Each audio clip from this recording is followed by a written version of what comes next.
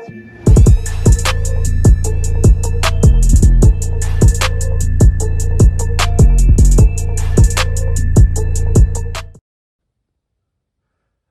guys, so in this video I'm just going to kind of narrate you through my process of doing a skin fade, but in particular I'm using the Babyliss Pro FX Boost Plus clippers, so you can kind of get to see them in action. It's not always possible for me to do videos recording me cutting my clients' hair, as I'm often in their own homes and so they want to maintain their privacy, which is completely understandable. So I thought I'd just do a video with me giving myself a skin fade. So as you can see, I've already put in the skin level, and so I just use my Babyliss trimmer, skeleton trimmer to do that, or I'll use my wall detailer, but I find the Babyliss trimmer just to be a little bit better for me with the oh gosh, what's the name of the blade? The DLC2 blade. I find it just gets really close. So yeah, just taking in or putting in that skin level right now. Now you notice obviously I'm just using 2 mirrors. So in my home, in our bathroom, we have a big square mirror, and then I've just got another handheld mirror in front. This is how I learned to cut hair when I first started. So just 2 mirrors. I know now you've got things like the self-cut system that people use where you've got 3 mirrors. Truthfully, that is probably better, and it would be easier because you've got a better viewing angle of everything. But I'm just used to doing it this way. I've been doing this for, gosh, well over 15 years, so I'm just used to it. But maybe at some point I might get one of those self-cut systems. But first thing I do, say, put in that skin level. Now I personally don't use a foil shaver. My skin just reacts to it too quickly. I find a trimmer is as low as I can go. If I use a foil shaver, I break out in bumps, which isn't what you want. Now here you can see the Boost Plus in action, and it's literally just going through my hair really easily. I'm using a 1.5 guard with the bail arm closed. Okay, so that's the level I have on top. Usually when the summer months come, I usually take it a little bit lower on top, but as you can see, it's literally just going through my hair like a butter through knife. So my process is I put my skin line in first, and then I take down the top, and then after taking down the top, I'll then begin to get into the process of fading my hair. So I generally have a mid-level, you say mid-level skin fade. That's my standard cut. Okay, so I'm just going over, making sure everything is even. Always important to remember, if you're going to cut your own hair, go with the grain. Okay, so if you don't want to take it too low, always go with the grain, because if you go against the grain, you'll cut a lot more hair off than what you want. And my hair is quite wavy on top, so if I went against the grain, it would take it really short. Here you can see once again I'm going with the grain. Now I'm working around my crown area. Now I have a bit of an odd crown. It looks like a bald patch. It's actually not a bald patch, it's just the way my the hair is at my crown. So as you can see, I'm kind of going at slightly different angles just to go around the crown and follow the pattern of my hair. So now I've got no guard on, I've got the bail arm fully open, and I'm putting in my first guideline. Okay, so just take your time here. It's good to get nice clean guidelines in, because then that will help make the fade look smoother and blend well. Sorry you can't see the other side when I'm cutting that side, but you get the gist of what I'm doing. I'm literally just repeating the steps that I'm doing on the side that you can see. Now what you'll notice is I did both sides of my head first, and then I moved to the back, and that's the way I found it to be easier. Particularly if you're only using 2 mirrors. So you do both sides, and then from doing the sides, it then, when you turn around to do the back, it allows you to see both sides and then to connect it in. Okay, so that you've then got kind of even guideline going all the way around. So now beginning my fade. So I've now moved the bail arm to midway between open and closed. I think that's click point number 3 on the Boost Plus, or in the Babyliss click lever system. And I'm now just using that flat fade blade and just going up, not as high as I went before, to begin the fade. Okay, and as you can see already, it's already lightening up and beginning to blend in. All right, and I continue just to comb down to reset the hair so I can see how is it actually looking. Is it flowing properly? If you don't do that, then you may think that you're fading well, but then actually if you just did your haircut and then combed it out after, you might find there's patches, etc. But your hair will lie in its most natural state when you brush it down. Hence why I keep kind of brushing down so I can see, okay, what is it actually blending like. I've now adjusted the bail arm again, and I've gone closed on the bail arm, and once again just working that area so that the hair blends in. So as you can see, it's not actually taking long at all. Now what I'm doing here is I've now got the bail arm completely open, and I'm just coming down above my first guideline just to be in that process now of blending from that area up to the top of my head. And if I remember right, I've now got a number 1 guard on. Also that one, yeah, I believe that's my number 1 guard, with the bail arm open, and I'm now going up, not all the way into the top of my head, but just to kind of the rim, if you want to say, of my head. So if you see that kind of corner point of where my shape up is, just going up as high as that and then coming down on top. And as you can see, it's already beginning to create a blend and a transition. I've now adjusted the bail arm again, and I've moved it to closed position so it's fully up, and once again I'm going up and then coming back down again on top, and you'll begin to see, as you see, the fade is forming. Still needs a bit of work, but you can see the hair reducing and the fade pattern beginning to take shape. So I'll repeat these steps a couple of times just to ensure that all the hair's cut, that the fade is even.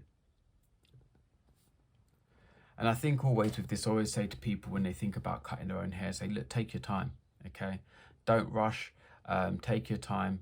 And after a while, you get used to your own head shape, and then you can begin to do things a lot quicker. But when you're first starting to do it, just take your time, repeat the steps that you need to take to blend the hair. Ultimately, you want that end look to be what you desire, just a nice smooth fade. So now I've put on the 0.5 guard or the half guard, bail arm open, and once again I'm going up, resetting the hair just to see how it looks, and then I've adjusted the bail arm a little bit and then going up again just to lighten in that fade zone. And as you can see, the fade is taking shape. Okay, still a bit of a line there, so there's still a little bit of work to do. So I've moved the bail arm closer again, so I think it's almost closed, and then just working that area to try and get a nice smooth fade. Now what I always say is, one thing you can do is you can do touch-up work afterwards. So if the fade doesn't look perfect straight away, you may want to go around the head, and then once you're done around the head, then begin to work on the little blemishes that need to be worked out. But as you can see, the fade is coming together quite quickly. So I did the exact same thing on the other side of my head, which you would have been able to see, and then once again now I'm going to the back. This is now enabling me to see both sides of my head, so I can see what the fade looks like, and then replicate that on the back of my head. So you can see I've got the bail arm kind of halfway in between open and closed, and I'm just going up and cutting the hair. Now, one thing for me, everybody's head shape is different, and everybody's hair and growth patterns are different. So my hair is actually a bit harder to fade on the back of my head because it lies down very flat, whereas on the sides my hair actually doesn't lie down as flat as it does on the back of my head. So I can find that sometimes I need to do a bit of extra work and take a bit of extra time on the back of my head to be able to then give myself a good fade that flows all the way around. So just taking my time here. Now, the position that my hand is in, it can take a bit of a while to get used to it, holding the clipper like this, but you'll get used to it after a while. And then, yeah, it's about just having that control of the clipper. So taking your time and just going through the steps.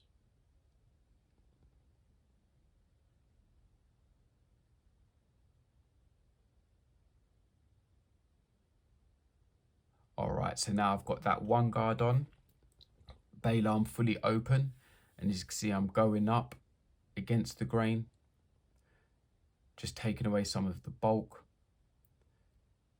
and then I'll turn the clipper over and then I'll come down on top again to help the hair lie down.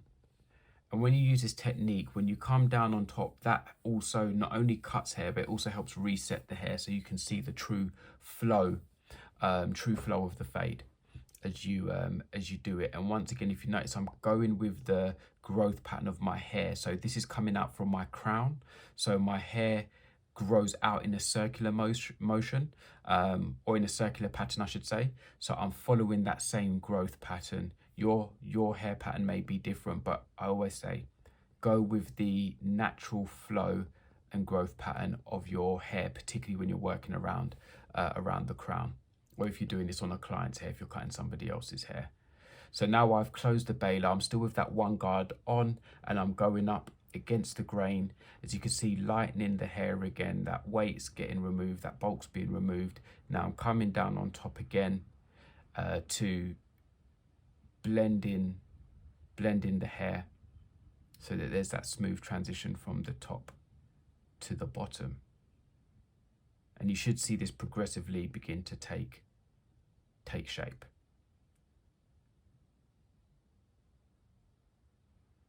All right, so now I believe at this point I'm probably changing over my guard. So I'll be getting that half guard on to begin to work on the fade, brushing my hair down to reset it.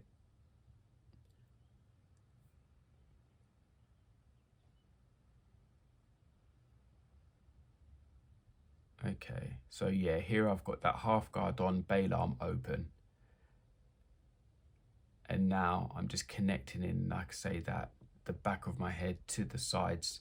So having those sides already faded really helps in terms of giving you a guideline of what the fade should look like as it goes all the way around your head.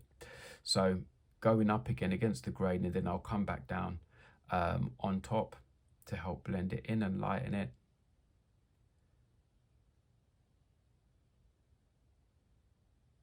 And then from here, I will adjust the bail arm. So move it to midway, as you can see now.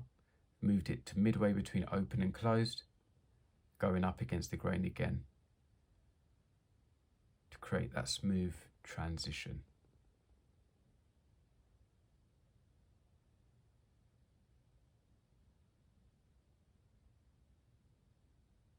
And I think you can already begin to see here how the fade is really coming together from the side to the back.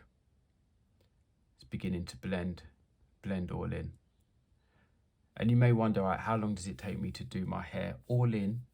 Generally doing this cut takes me, if I want to do it really quickly, I can do it in like 20 minutes, even quicker if I really want to rush. But taking the time, for me, it takes usually about, say, half an hour, including shaping up, then using a cutthroat razor to go over my shape up so it's really sharp, and touching up my my beard and such. But when you're starting out doing your own hair, don't rush, take your time. It's all about that end look and that end effect. You want your hair to look good. You want it to look like you've just come from a barber shop, rather than it being obvious that it's a home cut, okay? And if you're thinking about barbering, some of you already know my story. This is how I was able to start getting clients. When I first got into barbering at the age of, 14, 15, the only way I could prove to people that I could cut hair was by doing my own hair. And then when people asked who my barber was and I told them I did my own hair, then people began to trust me and say, okay, well, look, if you can do your hair, I'll let you give me a cut. And that's how I started. And then kind of word just spread around the area that I could cut hair, and more people started coming to me. Okay, now at this point, I'm just doing a little bit of touch-up work just to try and perfect the blend. So just going around any areas that I think can do with a little bit of a touch-up, I'm just giving them a bit of work. And now I'm going to begin my shape up. Now there's two ways you can do your shape up. You can use this method where you can see I'm kind of looking down and I'm just very carefully just touching the hairline and working with my natural hairline, try not to push it back. But what I will also show you, I believe, if I remember right in this video, is another technique. Here we go. So as you can see, I'm now kind of using the back blade, and I'm doing the side of my head. Now what that allows me to do, and I'm doing this at the top here, it actually allows you to see your hairline even better, to get that nice corner. So as you can see there, if you've got your shape up clippers well adjusted, then you don't have to press too hard, and you'll get a really nice, good, clean shape up. And then I repeat the same on the other side, so that my hairline looks balanced. Now, most people don't have a naturally even hairline. I don't, but if you know what to do, and as you get used to your head shape, you can actually do your shape up in a way that gives you a balanced, even looking shape up, which is what you want. I've already actually done a little bit of a blend on my beard, so I'm quite simple with what I do with my beard. I take it down to one level, and then I just blend in slightly from the top down into the length, and then I only shape up around the bottom. I actually don't shape up around my cheeks and such. I just kind of like that slightly rugged look. That's my own personal preference, but you'll see that in a moment. As you can see here, I'm using my finger to stretch my skin, so that when I do the shape up, the line is really sharp, pulling any straggly hairs out so that I can get them and give myself a really nice shape up. And what you'll find is, as you do the shape up, what you'll notice even in this video, from doing the shape up, it really helps bring to life the fade and the quality of a fade. I often think of the shape up like the frame of a picture, and then the fade is the picture itself. And you want both to look good, but certainly having a good shape up really enhances a good fade.